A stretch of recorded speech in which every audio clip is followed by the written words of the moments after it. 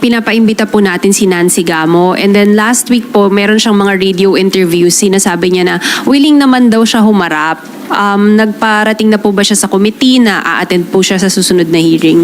Hindi pa naman, pero kung haharap siya sa komite namin, paghandaan niyang sagutin dahil may documentary evidence kami na bukod dun sa siya ang naglakad ng mga papel ng mga naunang negosyo ni Alice Guo, ay siya rin ang nag-ayos ng mga papeles para maka-operate ang Zone 1. Kung si Presidente mismo ay magsabi na paalisin na natin ang Pogo sa Pilipinas sa loob ng kung ilang buwan, pwede nang magsimulang mangyari yun eh.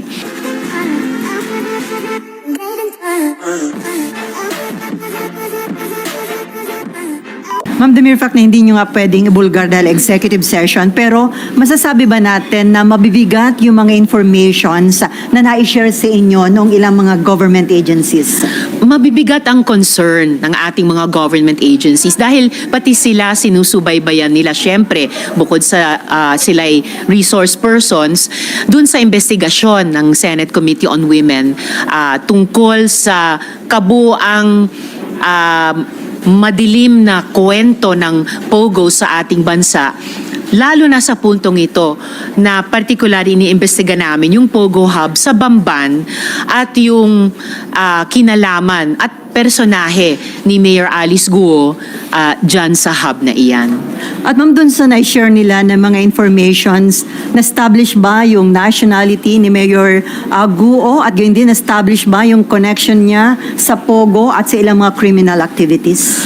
Walang nakabawas o nakabura dun sa namumuo talagang opinyon ng komite na siguradong may kinalaman siya sa Pogo Hub dyan sa Bamban. Dun pa lang sa documentary evidence, tapos syempre yung ilang mga inputs mula sa mga resource persons, wala ring mas matibay na ebidensya na siya nga ay Filipino citizen. So nananatili talaga at lalo lamang naging solido yung mga tanong kung siya ba ay citizen o national ng ibang bansa at hindi ng atin. So what will happen next, ma'am, after nitong executive session? Ano yung susunod na magiging hakbang ng Committee on Women? Kailangan pa namin magkaroon ng at least isa or ilan pang briefing, particular halimbawa mula sa AMLAC, tungkol nga dyan sa issue ng illegal revenue streams. At pagkatapos nun, ay pwede kaming magtakda ulit ng pagdinig na even sharper, even more focused than we have been so far tungkol sa mga isyung lumabas tungkol sa Pogo in general at in particular tungkol sa Pogo Hub sa Bamban, in particular kay Mayor Alice Guo at lalong-lalo na dun sa lumilitaw na aspeto ng money laundering dito at sa ibang bansa sa rehiyon at pati yung mga concerns tungkol nga sa national security. Ma'am, may na-report po ba sa inyo na merong panibagong Pogo Hub dyan sa Pampanga ba na ni-raid ng mga authorities ng PAO? Yes, balita nga po namin sa pamamagitan din ninyo sa media, ni-raid po sa Porac. May naging concerns pa nga kung ito ba ay na-leak, ito ba ay nasunog, pero kung ano pa man, nairaos po iyan at malamang makakarinig na tayo sa kanila soon kung ilan ang kanilang na-rescue na human trafficking victims doon at ano pang ibang mga aspeto ng o anggulo ng Pogo doon ang kanilang iimbestigahan na. Okay, Marlon. Ay, sorry. Oo nga pala.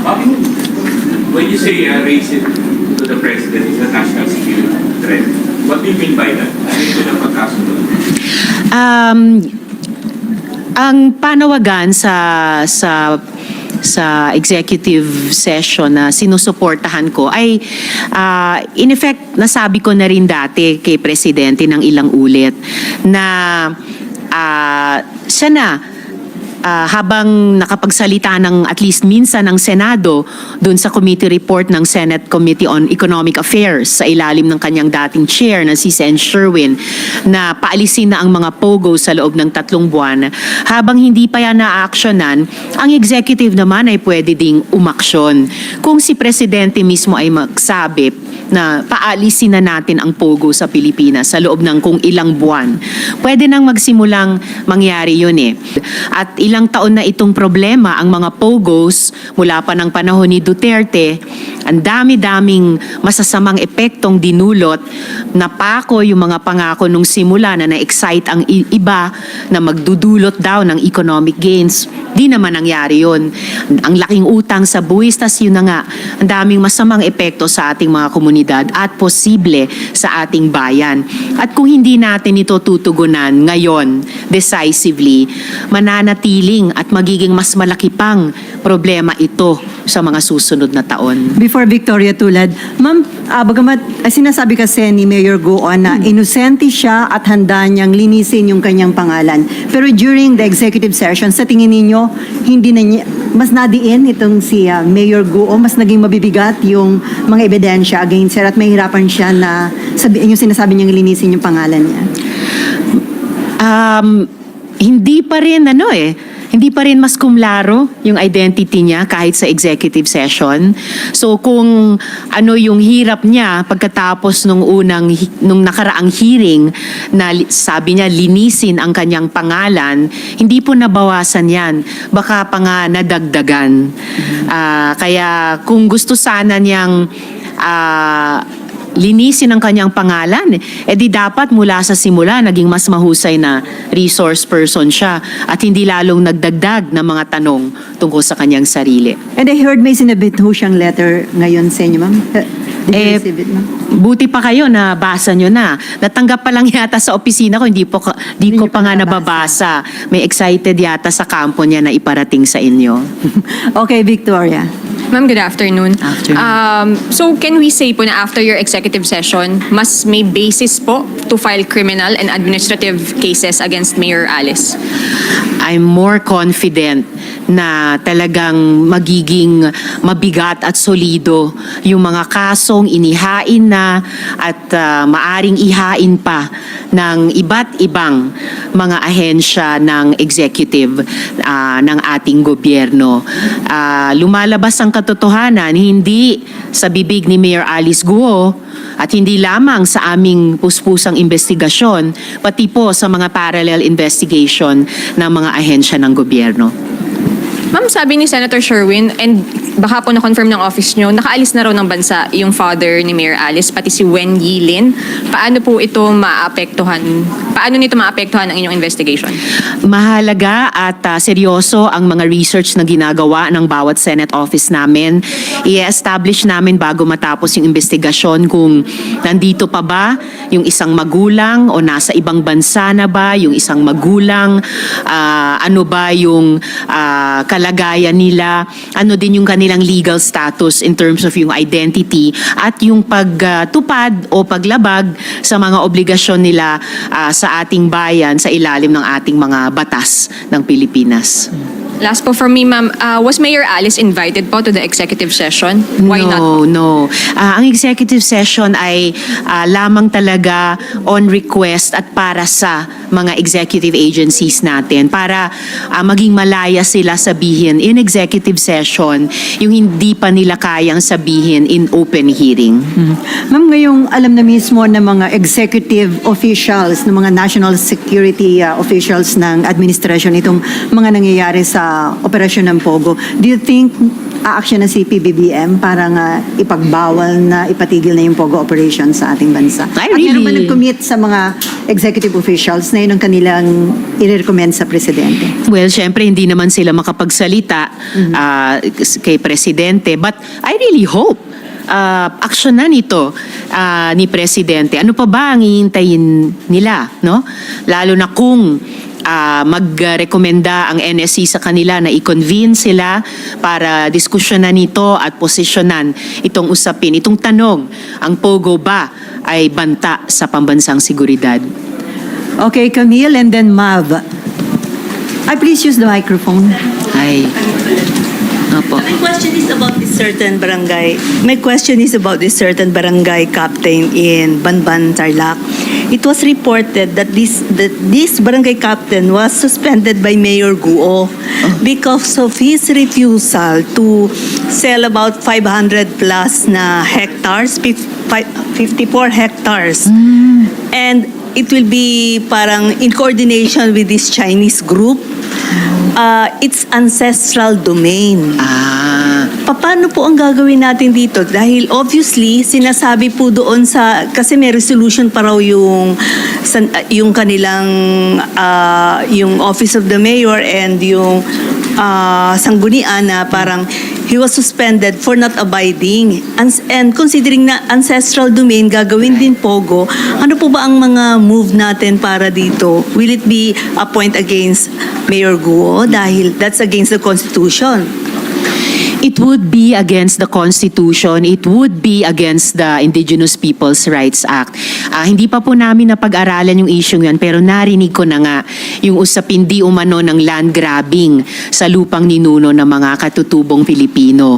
Kung may aspeto pang ang isang barangay captain na IP leader ay sinuspindi ng mayor dahil nanindigan sila sa lupang ninuno nila, na may karapatan sila sa ilalim ng IPRA kung imbestigahan at mapatunayan na may ginamit na kapangyarihan ng mayor laban sa isang barangay captain sa ganyang usapin ng sapilitang pagpapabenta ng lupa, hindi yan makakabuti kay Mayor Alice Guo. Okay, Danielle? Ma'am muna. Ladies first. Hi ma'am, good afternoon po. Ma'am, meron po kayong natanggap na information na allegedly the father of Mayor Alice Guo ay connected daw po sa Chinese Communist Party dahil meron pong mga posts sa social media. But did you receive any actual report on this po? Namomonitor din namin yung mga posts sa social media ng ating mga netizens at ng ilang, siguro mga nag-research din tungkol dyan. At bahagi yan ng mga tanong kung bakit pinaparaise ko sana kay Presidente sa pamamagitan ng NSC yung aspeto ng Pogo ba ay banta sa ating pambansang seguridad. Ang Pogo ba ay hindi lamang konektado sa mga international crime syndicates, pero siya rin ba ay konektado sa ganitong mga international crime syndicates dahil ginagamit ng ibang bansa laban sa pambansang interes ng Pilipinas. So, importanteng tanong pa rin yan. Tapos ma'am, pinapaimbita po natin si Nancy Gamo and then last week po meron siyang mga radio interviews, sinasabi niya na willing naman daw siya humarap. Nagparating na po ba siya sa committee na a-attend po siya sa susunod na hearing? Hindi pa naman, pero kung haharap siya sa komite namin, paghandaan niyang sagutin dahil may documentary evidence kami na bukod dun sa siya ang naglakad ng mga papel ng mga naunang negosyo ni Alice Guo, ay siya rin ang nag-ayos ng mga papeles para maka-operate ang Zone 1 sa Bamban nung mga taon na mayor na si Mayor Alice Guo. Napakinggan ko yung at least isa sa mga interview nila, dami niyang alam tungkol kay Mayor Alice Guo. Maalala nyo, nung una kong tinanong kay Mayor Alice Guo, ang Nancy Gamo, ang unang-unang sagot niya ay hindi ko alam.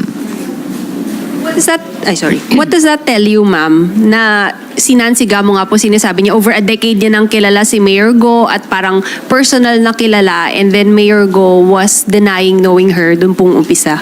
So, ibig sabihin, nagsinungaling na naman si Mayor Alice Guo tungkol kay Nancy Gamo. Sorry, last ma'am, ano po kaya motivation? Bakit po kailangang magsinungaling on the identity of Miss Nancy Gamo? Siguro, kailangan magsinungaling kung may kailangang itago. So, kung ang pinaka-iniimbestiga namin kay Mayor Alice Guo ay yung kanyang link sa Zone 1, baka ayaw din niyang i-confirm ang pagkakilala niya sa kahit sino pang ibang tao na may documentary evidence na kami, may link din sa Zone 1. And then Danielle. afternoon. Ma'am, si Senator Jinggoy po ini-insist na allegedly meron daw partner si Mayor Go na parang allegedly involved din daw sa Pogo. Do you intend na invite din po ba yung sinasabing partner daw ni Mayor Go? Sa ngayon, hindi po. Hindi po. Inaalam lang namin yung personal life ni Mayor Alice Guo sa pagkakonekta niyan sa kanyang legal identity at saka legal personality para gawin o di dapat gawin yung ibang mga official acts niya. Kung yung taong tinutukoy ay may kinalaman sa Pogo, sa ibang bahagi ng bansa, posibleng at sometime in the future maimbestiga yon kapag mayroong tulad sa amin ngayon na may tumakas na biktima at nalaman po namin iyon, or kapag magfa-fact find sa Pogo sa buong bansa. Halimbawa, kung tatalakayin ito ng NSC. Pero sa ngayon, wala pong balak pa ang komite imbitahin yung taong iyon.